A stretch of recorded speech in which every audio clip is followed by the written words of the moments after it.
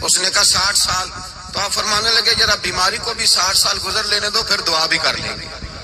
یہ لفظ کہے اللہ نے صحت دے دی, تندرستی آ گئی. ایک دن گھر میں بیٹھے بیٹھے زوجہ کہنے لگی کہ ایوب یہ بتاؤ دکھ اچھے کہ سکھ؟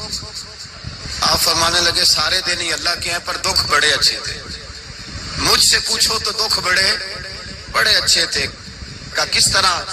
تو حضرت ایوب فرمانے لگے جب میں بیمار تھا تو 24 گھنٹے میں ایک دفعہ میرا رب میرا حال پوچھا کرتا تھا.